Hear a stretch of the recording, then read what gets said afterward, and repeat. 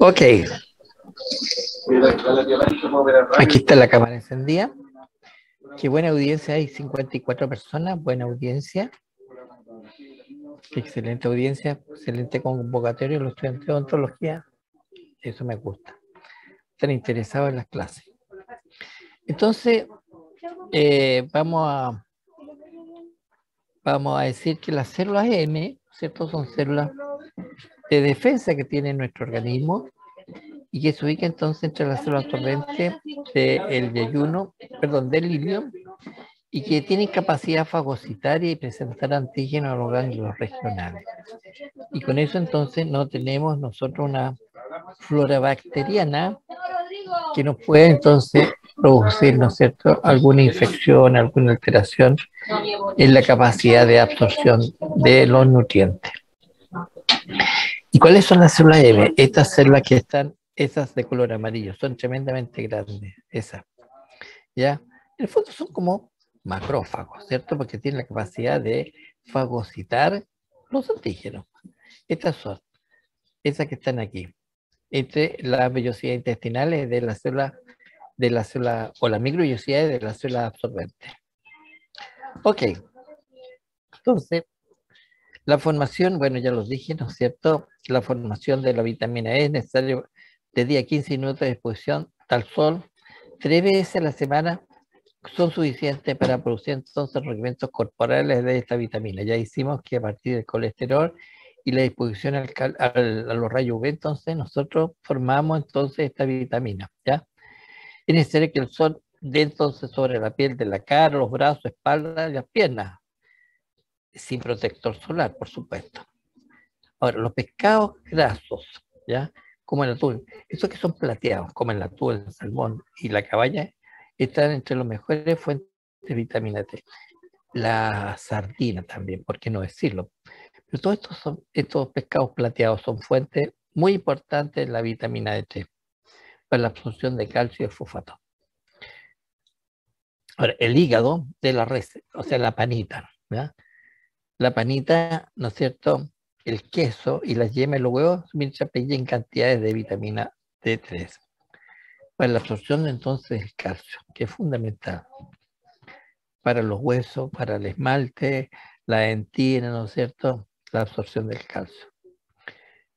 Ahora, el siguiente segmento corresponde al apéndice, ¿no es cierto? Es un órgano vestigial, cuya función es actuar como órgano linfode y reserva de bacterias saprófitas. Ese es nuestro corte histológico apéndice vermiforme. ¿Por qué órgano vestigial? Porque son rudimentos cuando nosotros éramos, ¿no es cierto?, según la teoría que descendemos, ¿no es cierto?, del mono que era arborífero, bajó de los árboles y empezó a caminar, ¿no es cierto? De ahí desciende, una teoría desciende el hombre, otra teoría es la teoría religiosa, ¿no es cierto?, que yo creo el hombre ha hecho semejanza a él, y creó, dijo, no puede estar solo, voy a crear una mujer, y le sacó una costilla de ahí y creó entonces las dos.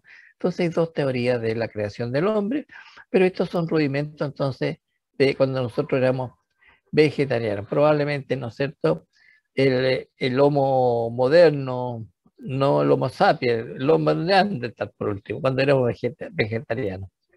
Y comíamos raíces, entre otras cosas. Entonces, este es un órgano cuya función es actuar como un órgano linfóide porque tiene nódulos linfáticos. Eso que están ahí, ¿se fijan?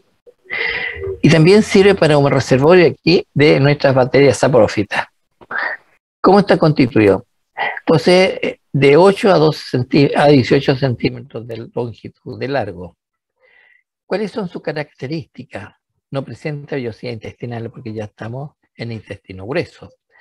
Presenta entonces, está constituido por una mucosa, una submucosa, ¿no es cierto?, una muscular y una serosa, ¿no es cierto?, es la misma, excepto porque entonces el epitelio es simple cilíndrico con microvellosidades y células cristones con numerosas células M. Es muy similar entonces, ¿no es cierto?, al ilium.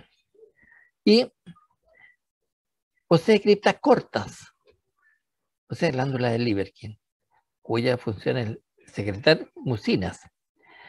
Presenta abundantes nódulos linfáticos, ¿no es cierto?, en la mucosa, que digrega la muscularis mucosae. Siempre en corte histológico es difícil encontrarla porque aparece por acá, luego desaparece porque la posición hace que esta muscularis mucosae sea disgregada.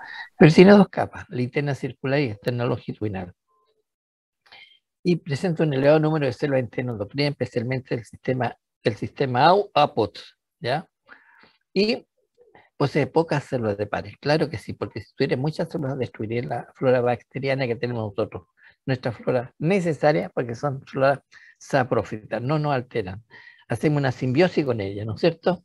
Ellas nos proporcionan a nosotros la vitamina B12, inactiva, por supuesto, y nosotros nos proporciona a nosotros la vitamina B12, pero ella nos proporciona también la motilidad intestinal. ¿Por qué razón? Porque hace putrefacción sobre los heces fecales que para no mantenerla por mucho tiempo en nuestro intestino, ¿cierto? Para no generar entonces esta vez incapacidad de eliminarla, que hay muchas personas que tienen problemas en ese sentido. Pero hay que recomendarle que coman mucha fibra, lechuga, por ejemplo, algo que tenga apio, que tenga mucha fibra. Eso aumenta la motilidad entonces intestinal. De intestino grueso, por supuesto. Entonces el siguiente segmento corresponde al colon. Entonces, esto corresponde al intestino grueso. Y tiene 1,5 metros de longitud. Y tenemos un colon ascendente, ¿no es cierto?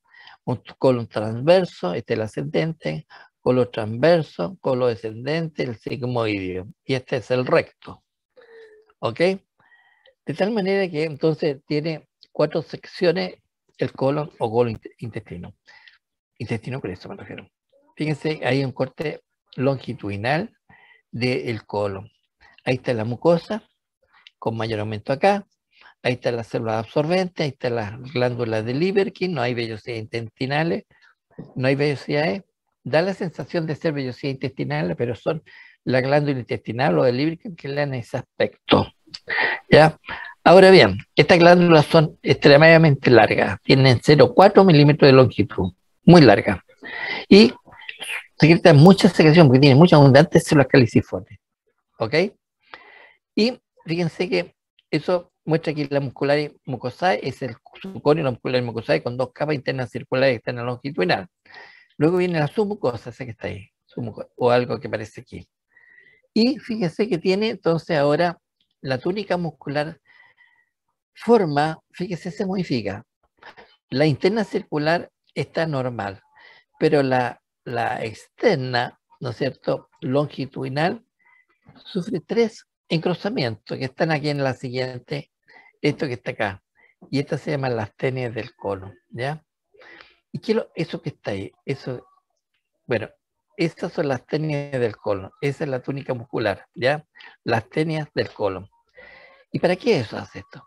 Para que mediante la contracción forma esta estructura saculiforme. Y esta estructura saculiforme entonces almacena mayor depósito de los nutrientes que nosotros no absorbimos. Entonces, en el fondo, para aumentar la superficie de mantención, de generar entonces mayor capacidad de almacenamiento de las sustancias no absorbidas y que sufren un proceso de descomposición por las bacterias saprófitas que nosotros tenemos. Ok. ¿Pero qué se absorbe aquí entonces?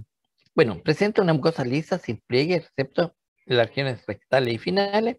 Su epitelio sigue siendo siempre cilíndrico, microvellosidad y células caliciformes. Ahora, no hay vellosidad intestinal. Entonces, ¿por qué tiene microvellosidades? Para la absorción de agua. Aquí se produce entonces la absorción de agua. ¿Para qué? Para que extraer todo el agua de la heces fecal y hacer un bolo entonces más sólido. ¿Ya?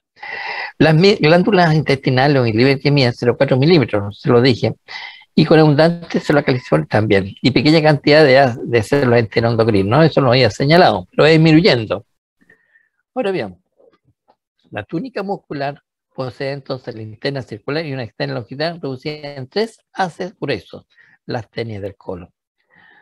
Las tenias del colon. ¿Y quiénes forman esa estructura saculiforme que son las autras?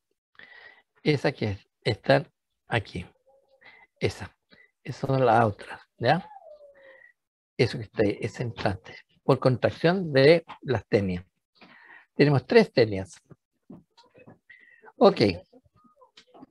Entonces, esa la vimos. Ahí tengo un corte entonces de pared de colon. Aquí está el revestimiento intestinal, eso es. Ahí está la célula absorbente que absorbe el agua porque tiene un espectro simple cilíndrico con miopsia y células caliciformes. Las células caliciformes provienen de estas glándulas intestinales que miden 0,4 milímetros de longitud, muy largas. Y aquí está la muscular y mucosa que tiene 2 capas, interna circular y externa longitudinal. Luego viene entonces la submucosa, esto que está acá. Y a continuación, y aquí están los plexos nuevamente, a veces no lo digo, pero está a lo largo del tubo que tiene el plexo de Meissner, ¿ya? O plexo submucoso. Y más abajo tengo entonces la túnica muscular con la interna circular y la externa longitudinal y entre medio el plexo, otro plexo que se llama el plexo de Auerbach. Ahora, si ustedes miran este corte histológico, fíjese, yo les puedo preguntar en una prueba. No es patología esto. Pero en patología lo voy a preguntar. Plano de corte. ¿Qué tiene que fijarse usted? Esta. ¿Cómo está cortada esta fibra muscular lisa? Transversalmente. Entonces el corte es transversal. ¿Se da cuenta? Esas son orientaciones que en patología le van a enseñar a usted definir el plano de corte. Y el nivel de corte. Siempre preguntan plano de corte y nivel de corte. Y muestran la lesión, pues qué lesión tiene. Entonces esas son las glándulas intestinales que tienen 0,4 milímetros de longitud. Y entonces, ¿qué se produce aquí? La absorción de agua, ¿ya? Y formación del bolo fecal. La formación, ¿no es cierto? La formación de mucus que lubrican la superficie. Y por acción del factor intrínseco más el factor extrínseco, ¿no es cierto? Liberado por las bacterias, se forma entonces la vitamina B12. Ese es el factor extrínseco, liberado por las células saprófitas, que va a unirse al factor intrínseco y hay receptores para eso. Si no se unen, no hay absorción de vitamina B12, por lo tanto no hay, ¿no es cierto?, aumento de los glóbulos rojos. No se estimula la hormona eritropoyetina, que se libera en el riñón, por lo tanto la eritropoyetina va a actuar sobre la medusa ósea para que las eritrocitos entre en proliferación y forme más glóbulos rojos. Entonces, por eso el factor extrínseco más el factor intrínseco facilitan la eritropoyesis o la formación de glóbulos rojos. Ahí está, cuya función es realizar la eritropoyesis, formación de glóbulos rojos. El siguiente segmento corresponde al recto, ¿ya? Y la porción final del intestino grueso. Ahora, fíjense, aquí se restituye ahora la externa longitudinal. ¿Cuánto mide? 12 centímetros de longitud. ¿Cómo está constituida? En primer lugar, fíjese, tiene estos solevantamientos ya de las submucosas. Y estas son las futuras columnas rectales que vamos a encontrar. ¿Correcto? Ahora, la mucosa presenta estas glándulas intestinales que son más largas ahora, 0,7 milímetros de longitud. Pero tiene los mismos constituyentes, ¿no es cierto?, que lo anterior, excepto entonces porque no tenemos aquí las células M. Es similar al colon. Se extiende del colon sigmoideo hasta el diafragma pélvico. Ligeramente dilatado en la parte final que forman las ampollas rectales. Y el epitelio de células con células cavioladas y el revestimiento y criptas también, igual que el anterior, criptas de intestinales, glándulas intestinales.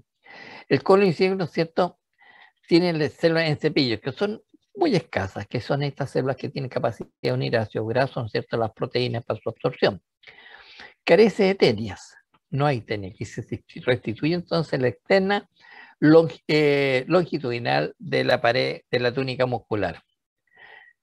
No hay cerosis sino adventicia todavía. O sea, perdón, no todavía, sino que aquí se inicia la modificación. Por lo tanto, antes del recto, el colon es serosa, ¿ya?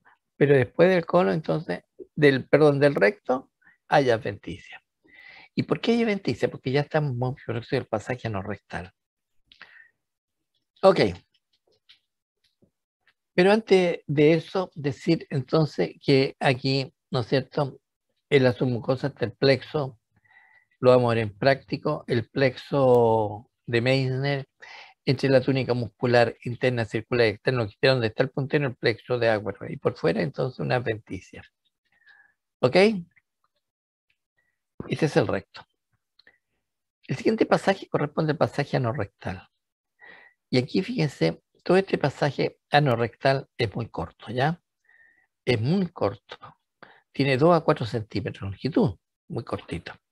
Pero esto que está acá corresponde entonces, ¿no es cierto?, el corte transversal del recto todavía, ¿se fija? Y esta es la ampolla rectal, esta dilatación que está acá. Y aquí empieza, ¿no es cierto?, esta columna. Por eso en la parte final entonces se ven estas columnas rectales, que son protrusiones de la submucosa y hace un levantamiento en sentido longitudinal. Pero aquí está el pasaje anorrectal. El canal anal, ¿no es cierto?, tiene una zona más o menos colon-rectal, luego una zona de transición y luego entonces un epitelio estratificado plano, ¿ya? No queratinizado. Y cuando gira se transforma en piel. Ahí sí que hay epitelio estratificado plano, ¿no es cierto?, queratinizado. ¿Cuánto mide este pasaje? 2 a 4 centímetros, cortito.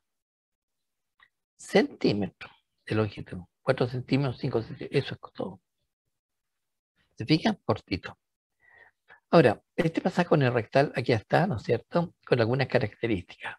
Por ejemplo, ¿cuál es la característica? Aquí sigue, ¿no es cierto?, el recto con las columnas. Aquí está la mucosa rectal, la que hemos visto nosotros, ¿no es cierto? No hay vellosidad intestinal, por eso está muy liso. Fíjese que en la parte, digamos, en la submucosa encontramos, fíjese, estos plexos venosos, ¿ya? Que las personas que les dificulta evacuar, ¿no es cierto?, hacen mucha fuerza y estos plexos se les salen hacia afuera, ¿no es cierto? Y forman estructuras muy molestas para las personas, las hemorroides, ¿ok? Que son vasos, plexos venosos internos, rectales. Y aquí están las columnas anales o rectales, ¿no es cierto? Pero fíjense bien, aquí hay algo que ustedes tienen que empezar entonces a entender, que aquí están las 8 columnas rectales o anales. Y ahí tengo 1, 2, 3, 4 de ellas, pero acuérdense que este es un tubo.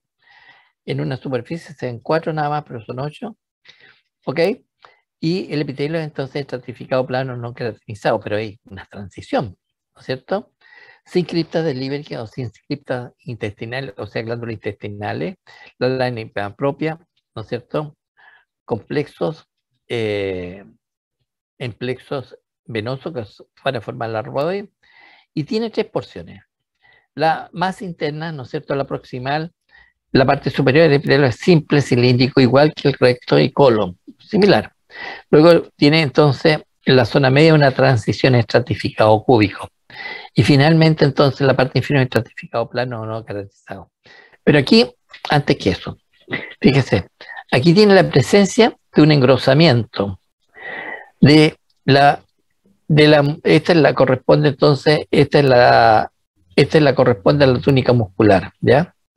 Es músculo liso, pero fíjese cómo la muscular, la interna circular, sufre un engrosamiento acá. Y esto genera entonces un esfínter interno, ¿ya?, de músculo liso. Entonces, el esfínter interno está compuesto por las capas circulares internas que se engruesan entonces aquí y genera un esfínter. Pero externamente, ¿no es cierto?, tengo otro esfínter externo, anal, distalmente, que corresponde a un músculo estriado. Entonces, todo esfínter evita que se evacúe, ¿no es cierto?, a cada rato. Entonces, hay periodos de evacuaciones, porque este esfínter, ¿no es cierto?, controla este pasaje. Este músculo liso y este músculo estriado. Bueno, el músculo espúbito rectal, pues, ¿ya? Musculatura longitudinal y del conducto total. Ya. Ok. Hemos visto entonces el tubo digestivo. ¿Qué nos falta ver ahora? Glándulas anexas al tubo digestivo. ¿Cuál? Empecemos por el páncreas. El páncreas, ¿alguna pregunta, perdón, antes de empezar? El páncreas.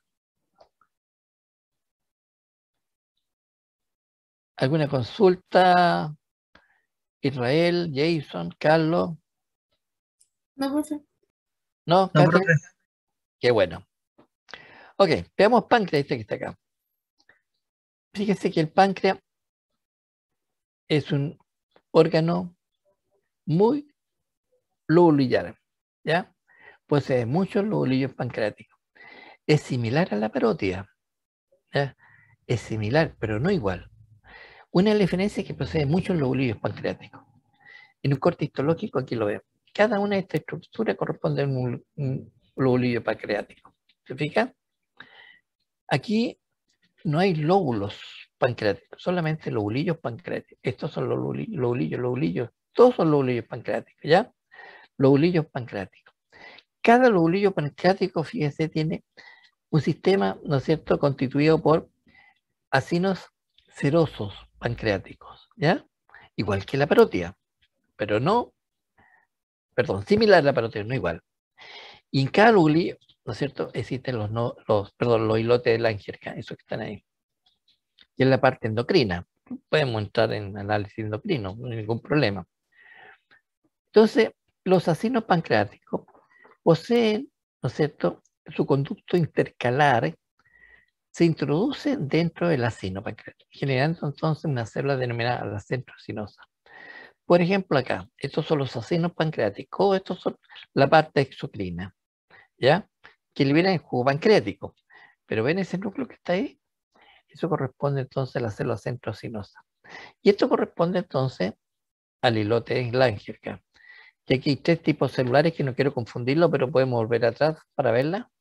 Las células alfa son menos, pero son células grandes, estas por ejemplo, son las células. Esas son las que liberan entonces el glucagón, que funciona antagónica de la insulina. Las células beta son centrales y más numerosas, de mediano tamaño, ¿ya? ¿Qué producen? La insulina, ¿ya? Y hay una célula chiquitita como esa, ¿ya?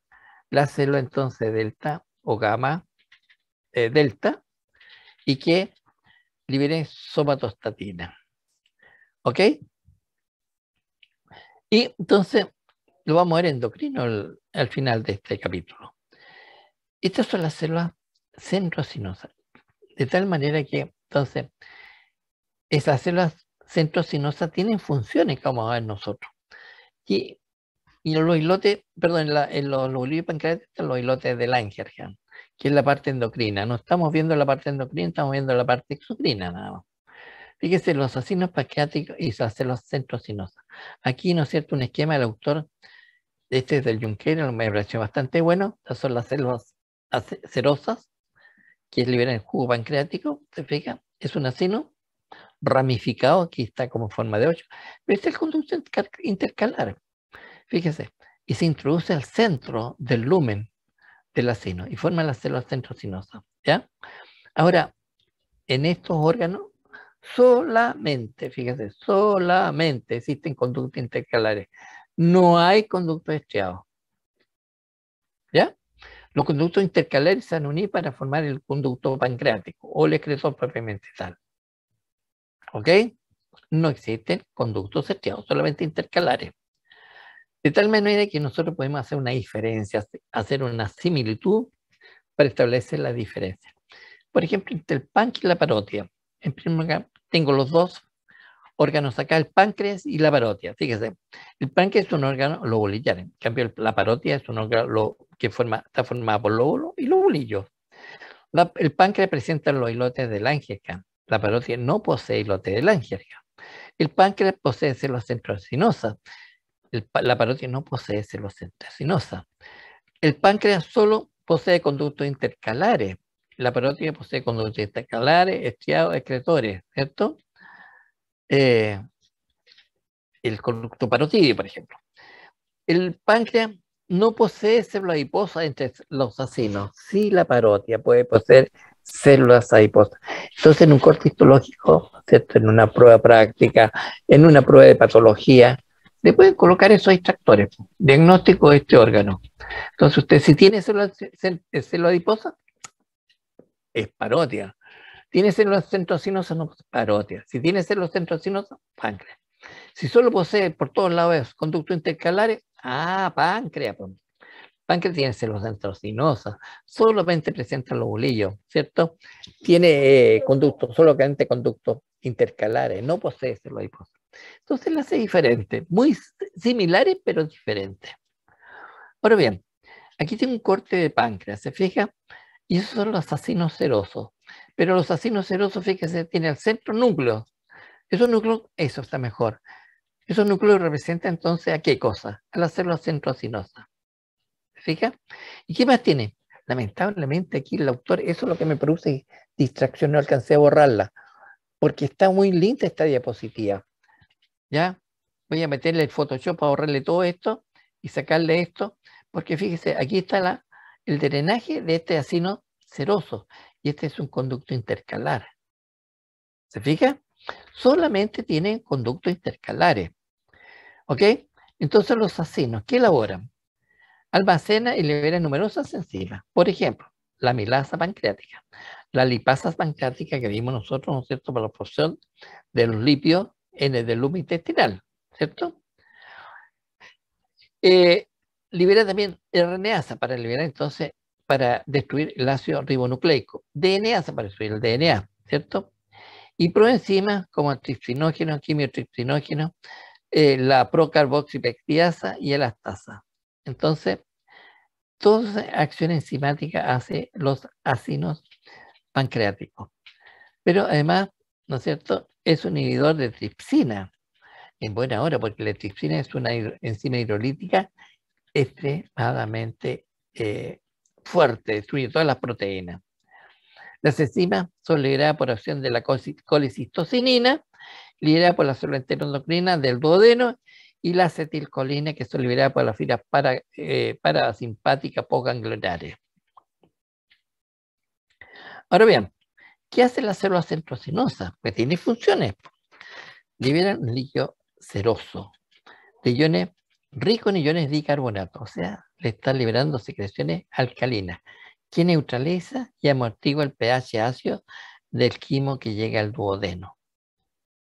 Entonces, las células centrosinosas están liberando iones bicarbonato para neutralizar entonces al quimo que tiene un pH muy ácido. Y se ha visto también que las células centrosinosas tienen capacidad de transformarse en células acinosas. ¿Ya? Cuando envejece, la renovación celular está dada por las células centrosinosas. Ok, fíjese que era cortito el páncreas. ¿Ya? Tenemos que ver hígado.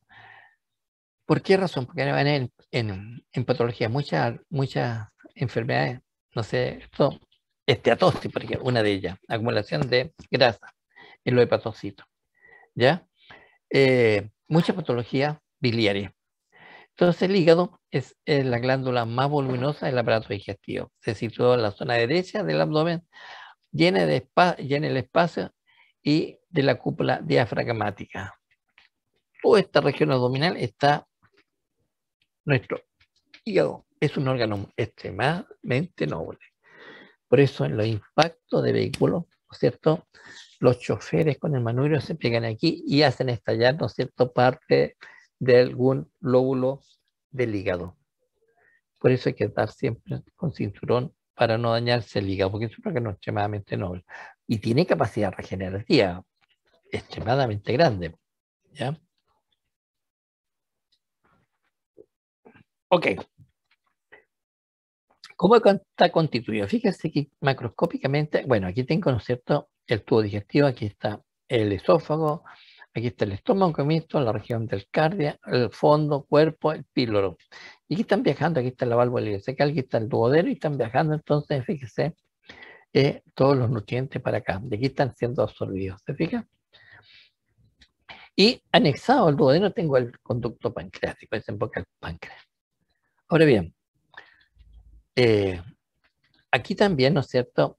Bueno, sobre el estómago está el hígado, que presenta lóbulos, eso es un lóbulo, ¿se fija? Otro lóbulo.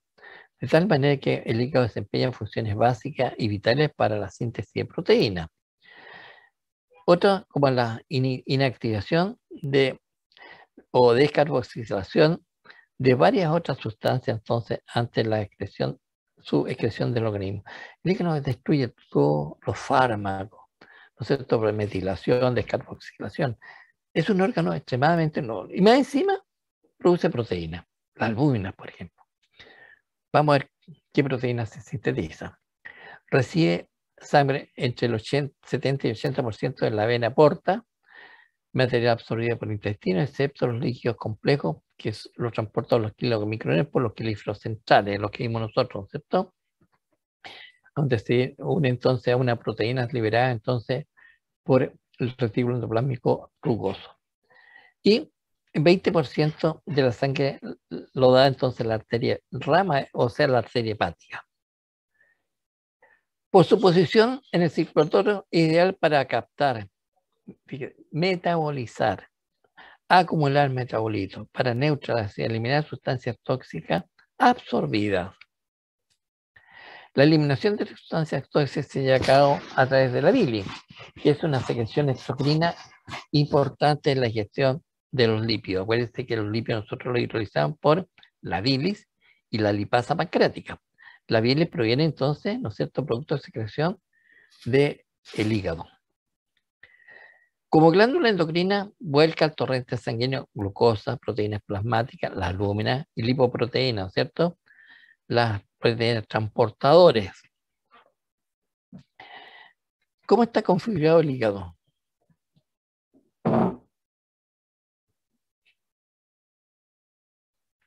¿Cómo está configurado el hígado? Fíjense, aquí tengo el lóbulo derecho y aquí está el lóbulo izquierdo del hígado. Pero en un corte histológico, ¿no es cierto?, cada lóbulo, ya sea izquierdo o derecho, está constituido por lobulillos hepáticos, estos que están aquí, ¿ya?, que tiene la forma hexagonal. Es un hexágono, 1, 2, 3, 4, 5, 6. Claro, 1, 2, 3, 4, 5, 6.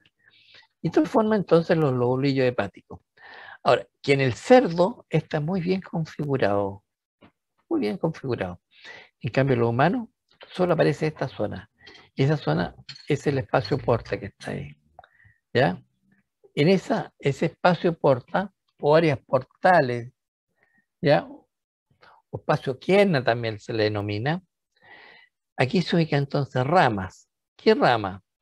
La rama de la vena, ¿no es cierto?, porta, la rama de la arteria hepática y el conducto biliar. Y eso forma la arteria hepática. Y todas estas ramas arteriales, rama de la arteria hepática y la rama de la vena porta, conducen sangre. La rama de la vena porta proviene entonces de la arteria mesentérica, que es rica en nutrientes, ¿no es cierto? Por lo tanto, la lleva aquí al lobulillo, la parte periférica. Aquí está, ¿ya? Esta que está acá. Esta es la rama de la vena porta. Aquí me dice vena porta. No es la vena porta, es una rama. Hay que decirle que es una rama, o también llamada vena interlobulillar. Es lo mismo. Es decir, rama o vena interlobulillar. Esta conduce sangre entonces por este vaso sanguíneo que se llama sinusoide hacia la vena centrolobulillar, ese que está ahí, ese que aparece ahí, o vena central. Pero también aparte aporta sangre oxigenada, esta que está acá, procedente de rama de la arteria hepática o arteria interlobulillar. Por lo tanto, aquí se mezcla la sangre rica en nutrientes con la sangre muy oxigenada, ¿ya?, de la rama de la arteria hepática, y conduce entonces la sangre hacia la vena centrolobulillar o vena central. Pero en su transporte, estos hepatocitos van absorbiendo los nutrientes, el oxígeno, ¿no es cierto?, la glucosa, etcétera, etcétera, ¿ya? Pero saca los desechos, ¿no es cierto?, de la actividad entonces del hígado y lo transforma entonces por los canalículos biliares y lo transporta hacia el exterior, ya a los conductos de Hering, y saca para afuera entonces estas estructuras que son los conductos biliares. Pero estos conductos biliares están recibiendo ramas de todos estos segmentos. Y eso se llaman colangiolos, que vamos a ver a continuación. Estamos dando los primeros pasos de conocimiento. Entonces, en el espacio porta existen estos tres elementos, por eso se llama la tríada portal. Malamente, hoy día se ha modificado, malamente porque antiguamente se creía que existía la rama de la arteria hepática, la rama de la vena porta y el conducto biliar. Hoy día se sabe que existe también un vaso linfático. Entonces son 4 componentes que siguen estabilizando, escribiéndose los textos como la tríada hepática. En el fondo son 4 elementos que están ahí. ¿Ok? Y entonces estos 2 elementos están llevando sangre hacia el exterior, del exterior hacia el interior, y estos conductos biliares están sacando entonces la bilis de la parte interior hacia afuera. Por eso se dice que es una glándula exocrina. ¿Ya? Exocrina. Ahora bien, aquí tengo un lobulillo hepático. ¿Se fija? Estos vértices corresponden al espacio porta. Ahora, ese es el espacio porta. ¿Y qué vamos a encontrar entonces en el espacio porta? Esa colorada, esa rama que está ahí, corresponde a la rama de la arteria hepática, que procede de la arteria hepática, por supuesto, pero es una rama de ella. Luego eso más azul corresponde entonces a la rama de la vena porta, que procede de la vena porta, no estamos de acuerdo. Y eso verde, el conducto biliar. Y esa es la tríada que se llamaba antes, la tríada hepática, porque ya se sabe que existe un vaso linfático. Y entonces, los 2 vasos sanguíneos, la rama de la arteria y la rama de la vena porta, conducen sangre a través de esas cavidades que son los sinusoides o capilares sinusoidales hepáticos, que son de curso divagante, no son tan rectos, ¿te fijas? Pero todas están orientadas en forma radial hacia el centro. ¿Y el centro que tenemos nosotros? La vena central o la centrolobular. Y que esta sangre entonces confluye a la base de cada lobulillo hepático, y esta forma ahí la vena sublobular que se va sacando entonces la sangre de cada lobulillo hepático. Ahora bien, el lobulillo hepático, aquí, ¿no es cierto?, posee la forma de un hexágono. Eso es un corte histológico de hígado de cerdo, ¿ya? Donde tiene los 6 lados bien configurados. Estas esquinas, estos vértices, el espacio porto, espacio quiena también, espacio portal, tiene varios sinónimos. Y tiene, este hexágono tiene 6 lados, 1, 2, 3, 4, 5 y 6. Se fija, 6 lados. Y radialmente se disponen las columnas hepáticas, estas que están acá, o de hepatocitos. Y entre medio están los sinusoides o capilares sinusoidales. Y toda la sangre confluye de la parte arterial, procedente de la rama de la arteria hepática, confluye hacia este sinusoide y lo conduce entonces hacia el centro del lobulillo, hacia la vena centrolobular. Lo mismo ocurre con la rama de la vena porta, ¿no es cierto?, que va a aportar los ricos nutrientes, entonces lo va a llevar por los sinusoides hacia la zona central. Pero en su trayectoria los hepatocitos se están nutriendo tanto del oxígeno procedente de la rama de la arteria hepática como los nutrientes procedentes entonces de la rama de la vena porta, y sacándose afuera, ¿no es cierto?, la bilis hacia los conductos biliares. Ahora bien, fíjese que al centro entonces está la vena centrolobular, ¿se fija? ¿Ok? Estos espacios se llaman el tejido interlobular, está entre el lobulillo, eso. Y en la esquina, espacio porta, o espacio quiana, espacio interlobular, espacio interlobular. Ahora, estos son importantes porque aquí hay muchos conductos biliares que vienen a desembocar acá, y tiene que drenarlo acá, hacia ese conducto biliar o ese que están acá. Y esos son conductos que se llaman colangiolos o conductos interlobulares también, que están conduciendo la bilis hacia el conducto biliar que está en el espacio porta, que lo vamos a ver a continuación. Entonces, ese es el espacio porta, ¿ya? Y ahí está la rama de la arteria hepática, la rama de la vena porta, ¿ya? Y el conducto biliar. Entonces, las columnas hepáticas, ¿no es cierto?, entre ellas están los sinusoides que conducen entonces la sangre hacia la vena centrolobular, ¿ya? Y ahí está la vena centrolobular. Ahora, la vena centrolobular es una vena especial. ¿Por qué razón? Porque está revestida por endotelio y por fuera posee fibras reticulares. O sea, no tiene una pared de fibras musculares, solamente endotelio y un tejido conectivo con fibras reticulares. Esto es.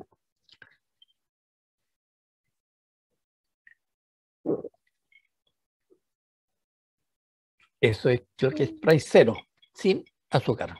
Hay que cuidarse. Y estas son las columnas hepáticas, ¿ya? columna hepática. Columnas hepáticas. Y que se dispone en forma radial, ¿ya? Y cada célula son los hepatocitos. Vamos a hablar de la hepatocito. Entonces, la tría hepática es esta. ¿Dónde la encontramos? En el espacio porta. Todo este es el espacio porta. Las vértices de esos hexágonos. Fíjense, ¿qué encontramos acá? Esta de paredes gruesas. ¿Se fijan? Esa es la rama de la arteria hepática. ¿Ya? Pero fíjense, este vaso sanguíneo que está aquí, muy amplio, de paredes delgada, es una vena. Pero esta vena se llama la rama de la vena porta. Esa que está ahí. Y ese conducto que está ahí, que tiene un epitelio simple cilíndrico, es el conducto biliar. Ese que está ahí. ¿Se fija? Pero, este conducto biliar se enriquece de conductos más pequeños, que vienen por ser en los espacios interlobulares. Eso se llaman colangiolos. ¿Ok? Entonces aquí arranca en forma radial la columna hepática. O trabécula hepática. Ahora bien, este hígado se puede conformar de distintas maneras. Entonces, fíjense, dependiendo entonces de la funcionalidad. Por ejemplo, el lobulillo hepático. ¿Cuál es el lobulillo hepático? Este es el lobulillo clásico, ya con sus 6 salos. Entonces, el parénquima hepático que drena entonces su sangre hacia la vena centrolobulillar. Toda la sangre arteriovenosa hacia el centro. Centrolobulillar. ¿Se fija? Ese es un modelo, entonces, el modelo clásico. ¿Ya? Y el otro modelo, entonces, es el lobulillo portal. ¿Ya? Fíjate, este es el lobulillo portal. Es el área del parénquima. ¿Qué es el tejido parenquimatoso? El tejido funcional se refiere a eso. ¿Ya? Todo tejido funcional es el parénquima. ¿Ok? Entonces, cometí un error.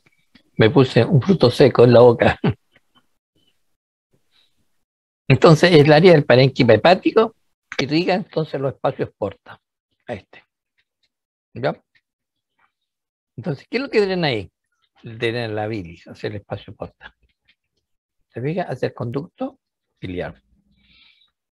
Entonces, desde aquí, del centro, entonces se drena la bilis hacia el exterior, hacia el espacio porta.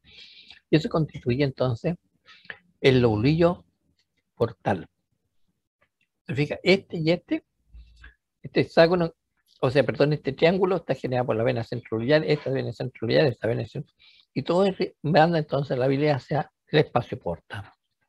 Lo mismo ocurre acá, otro hexágono, pero ahí sería entonces otro lobulillo portal. Este es el lobulillo clásico, hexagonal. ¿Qué me falta ahora? El acino.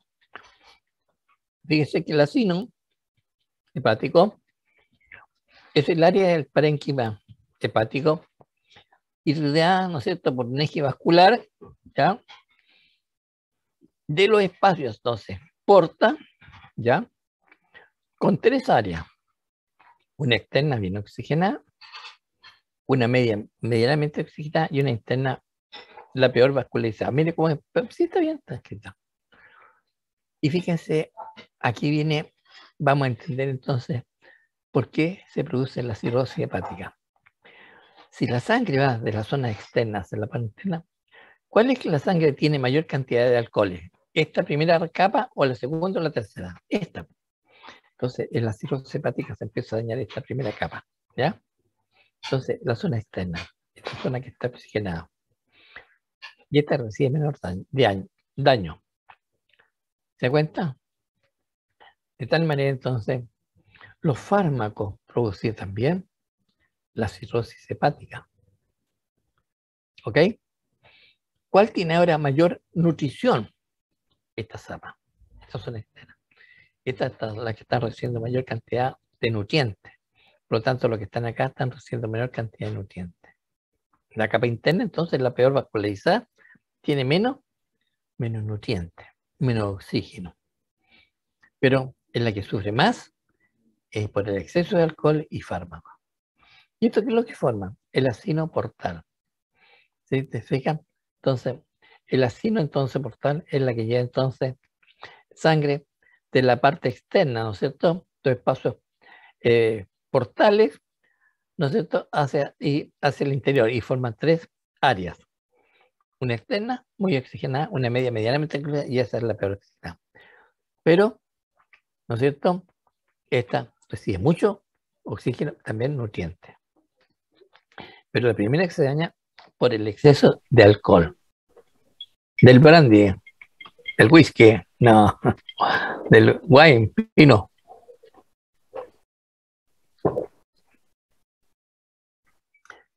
Nuestros chilenos toman mucho vino. Son como los franceses, pero no tenemos cultura etílica. Beben, beben, beben. Los franceses tienen cultura etílica.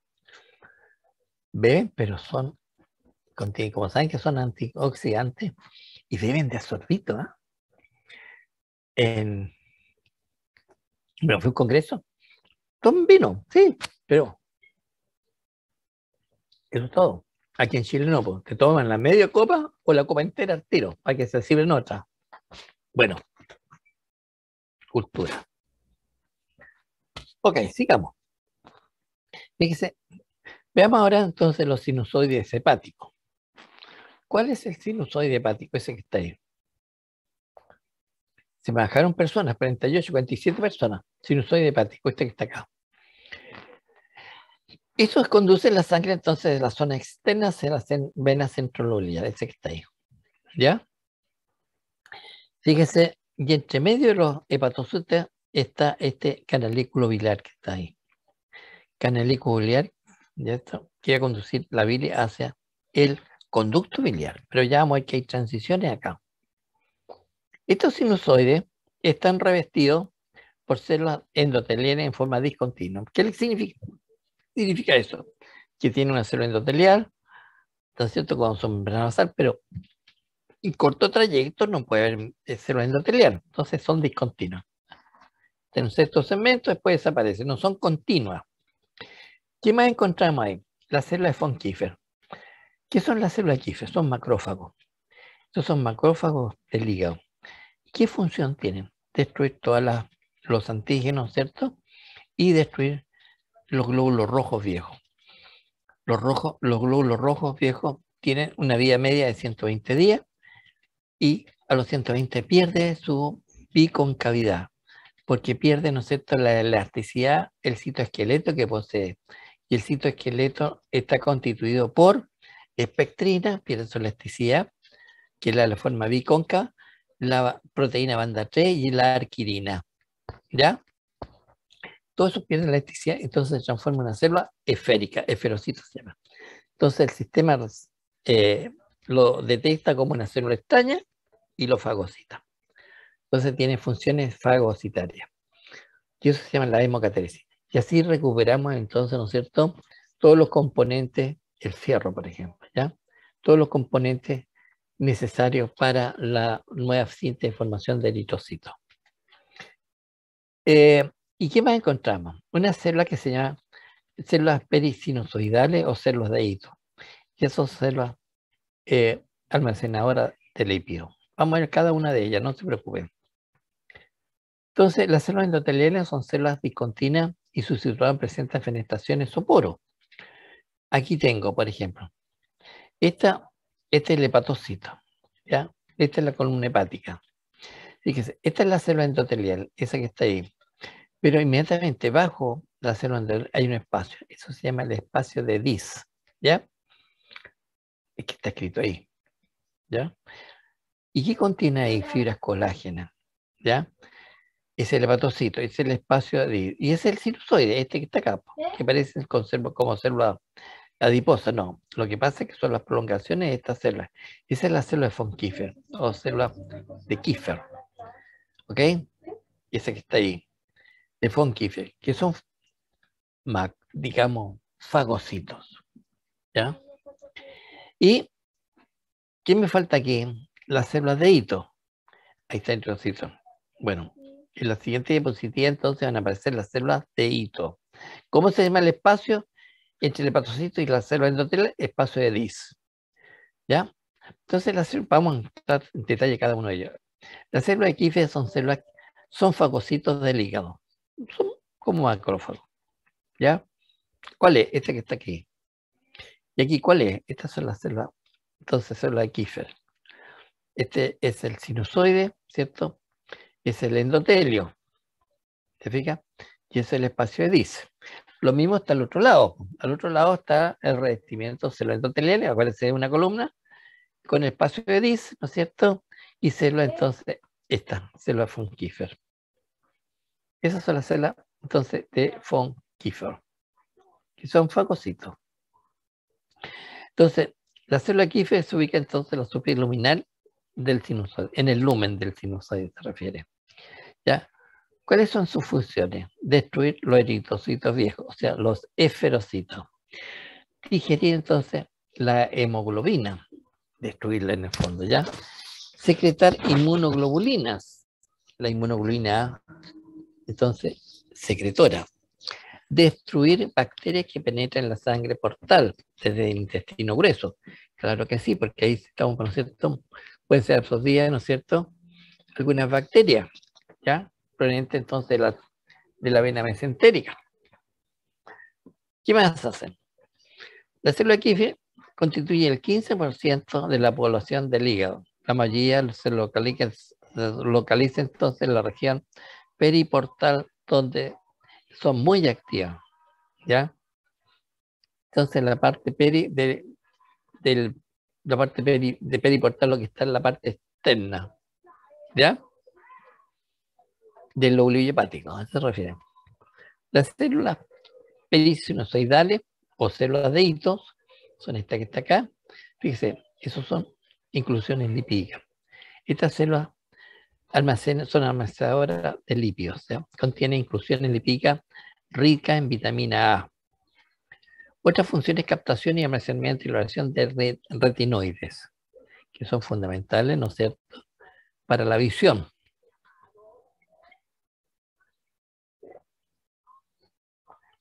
Y la síntesis y la secreción de varias proteínas de la matriz extracelular y proteoglicanos hacen también estas células de hito.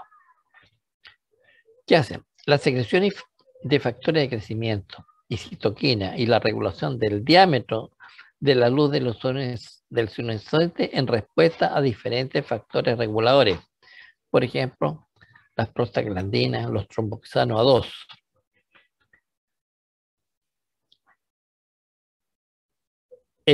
Acuérdense, el tromboxano participa, ¿no es cierto?, en los procesos de alergia, producen vasodilataciones, ¿se acuerdan?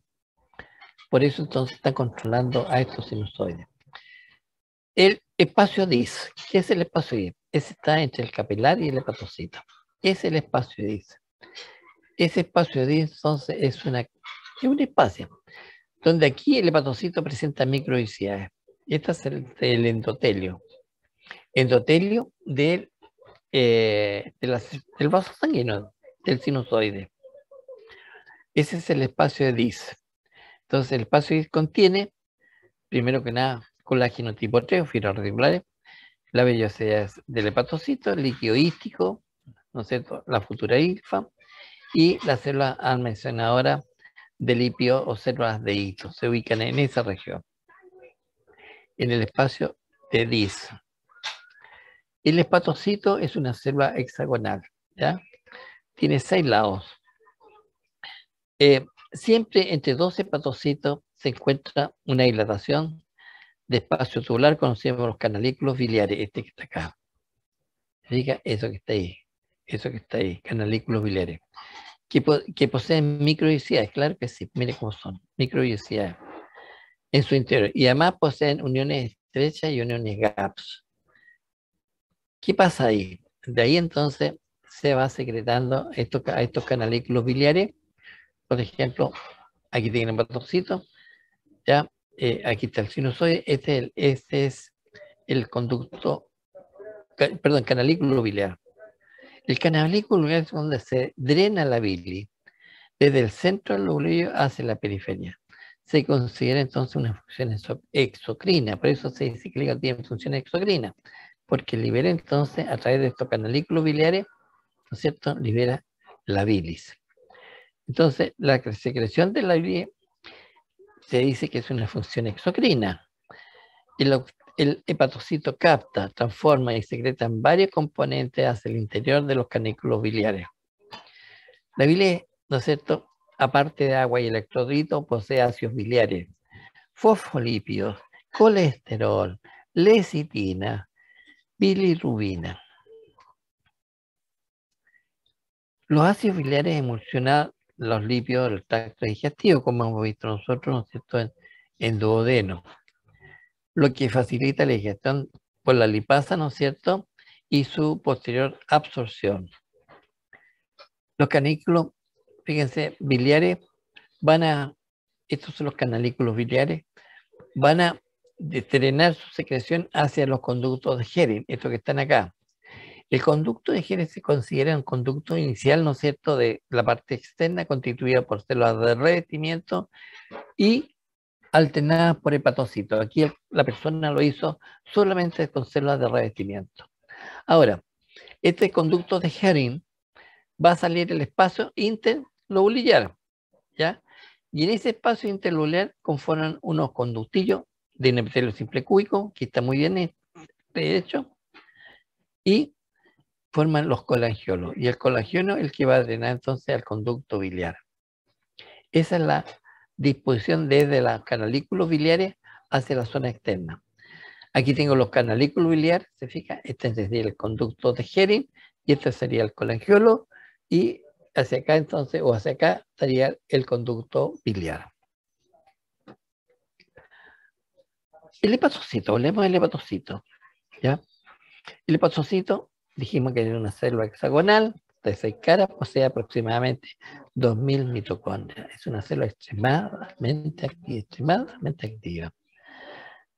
Otro componente frecuente, ¿no es cierto?, son las gotas de los lípidos que puede tener. Posee un aparato de Golgi muy desarrollado, aproximadamente 50 aparatos de Golgi por célula, que forman entonces para formación de los lisosomas y secreción de proteínas plasmáticas, por ejemplo, las albúminas, ¿cierto? Una de ellas, proteínas del complemento, que también lo sintetiza el hígado. Glicoproteínas como la transferrina, lipoproteínas como son las lipoproteínas de muy baja densidad, estas que están acá. ¿Se fijan? De very low density. Entonces son las lipoproteínas de muy baja densidad. Son las más dañinas. Ahora bien, estas poseen entonces poseen lisosomas que son importantes en la creación y formación de organelas, porque toda la organela envejece. Poseen un retículo abundante de mitocondria, depósito de lípidos, un REL desarrollado, lisosoma, un Golgi, ¿se fija? Y almacena glucógeno. Y aquí está el espacio de Dis. Este es el endotelio, este es el espacio de Dis con presencia de fibras reticulares que están ahí, y las microvellosidades del hepatocito. Lo mismo que arriba. Es el espacio donde está el puntero, compuesto entre la célula endotelial y el hepatocito. Ese espacio que está ahí. Compuesto entonces con fluidos, ¿cierto? Que en el fondo son exudados, y presencia también de fibras reticulares o fibras colágeno tipo 3. Ahora, la peroxidasa, ¿no es cierto? Los peroxisomas, perdón, organelas que contienen enzimas cuya función va a ser la deoxidación de los ácidos grasos en exceso, la evolución del peróxido de hidrógeno, e incisión, o sea, excisión, cortar el peróxido de hidrógeno, generando entonces por capacidad generado por la oxidación, por la actividad entonces enzimática de las catalasas. Incisión de las purinas, ¿no es cierto?, en exceso, o sea, transforma el adenosín monofosfato y el guanosín monofosfato, por lo que se siente formación de ácido úrico y la participación de la síntesis de colesterol, ácidos biliares y algunos lípidos que emplean para la síntesis de mielina. Y ese corresponde al canalículo biliar, que tienen por todos los lados hexagonales, como aquí está un cuadrado, pero son exactos lados que está comunicado con la célula adyacente, tiene canalículos biliares, están ahí. Y es el espacio entonces intercelular o espacio de DIS. Perdón, este es el espacio intercelular entre las células. Y ahí están las fibras articulares y es el espacio de DIS, perdón, dice ese. Ahora bien, su citolama del hepatocito tiene la capacidad de almacenar glucógeno, que se moviliza cuando los niveles de glucosa sanguínea decaen. Entonces nos transformamos, decae la glucosa, nosotros transformamos el glucógeno en glucosa y contribuye entonces a mantener la glicemia sanguínea en forma estable. Tiene un retículo endoplasmático rugoso muy desarrollado, un RED. ¿Para qué le sirve el RED? Es muy desarrollado para realizar la síntesis de proteínas plasmáticas. ¿Qué es proteínas plasmáticas sintetizan? Las albúminas, proteínas de complemento, glicoproteínas o transferrina, ¿ya? Lipoproteínas como las lipoproteínas de muy baja densidad, de very density, muy baja densidad. Factores necesidad para la coagulación, como por ejemplo el fibrinógeno. Factor 3, la globulina aceleradora, la protrombina. Eso se sintetiza en el RER. ¿Qué más? ¿Qué más? Gracias. Me traen helado, pero no puedo consumir helado, estoy hablando. Síntesis de aminoácidos no esenciales, ¿no es cierto? Que el cuerpo requiere. Porque los esenciales, ¿no es cierto?, provienen normalmente de la dieta. ¿Ya? Ok. Entonces, síntesis de aminoácidos no esenciales que el cuerpo entonces requiere. Ahora, no almacena proteínas, los libera. El 5% de las proteínas los libera entonces y la célula de Krebs, por la célula de Krebs y el resto del hepatocito. Ahora, tiene un retículo endoplasmático liso desarrollado. Es responsable del proceso de oxidación, metilación, conjugación necesaria para la inactivación de la desintoxicación de varias sustancias ante la excreción del organismo. Entonces, es un órgano muy noble el hígado, que hay que cuidarlo. Reacciona rápidamente a las moléculas que ingresan al hepatocito inmediatamente. ¿Ya? El principal proceso que ocurre en el REM es la conjugación de la bilirrubina tóxica e hidrófoba insoluble en agua con el gluconato por parte de la enzima glucosintransferasa para formar entonces gluconato de bilirrubina no tóxico e hidrosoluble. Este conjugado es excretado a la bilis por los hepatocitos. Ok, that's all. Como dice Ratón Porky, eso es todo. ¿Alguna pregunta? Entonces el hígado es una glándula extremadamente noble. Reacciona frente a cualquier entrada de fármaco inmediatamente. ¿Ya? Inmediatamente. Lo utilizamos y el resto es destruido. ¿Quién lo destruye? ¿No es cierto? La acción del hígado. Toxina, acción del hígado lo destruye. ¿No es cierto? Y para encima sintetiza proteína. Es un órgano extremadamente. Por eso hay que cuidarlo. ¿Cómo lo cuidamos? Comiendo sanamente.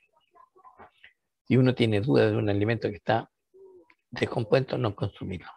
Dice uno, no tiene olor, está bueno. No, pero tiene. Hemos dado algunos handicaps.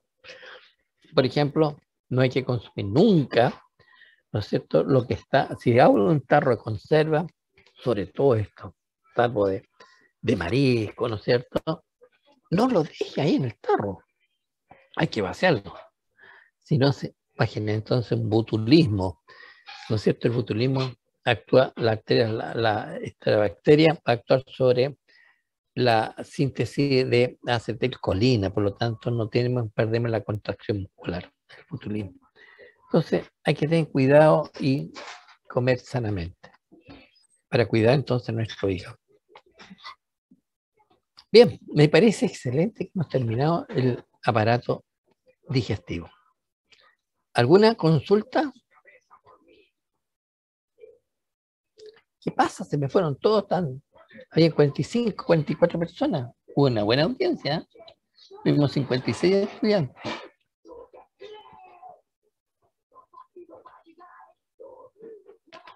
Catherine.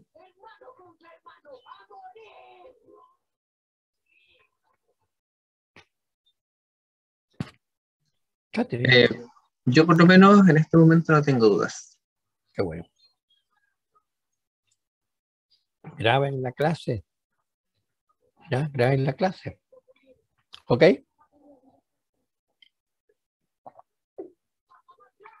Porque me es más fácil, porque cuando te mando los PPT tengo que fraccionarlo porque el correo acepta hasta 20 gigabytes. Si me sobrepasa, no me los manda. Tendría que comprimirlo. Entonces entramos más detalle. En cambio, si usted la graba, facilita este proceso. Me pusieron aquí, mire, fruta seca. Eso se llama, ¿cómo se llama? Un TAD. Que tiene un nombre. Los que aportan, los que llevan las meriendas a los soldados. El apoyo logístico. Ya está. Gonzalo entonces no tiene pregunta. Catherine se fue, Catherine me dejó prendido. Jason. Está Mayra, ¿qué más está? Marisa. Y Gabriel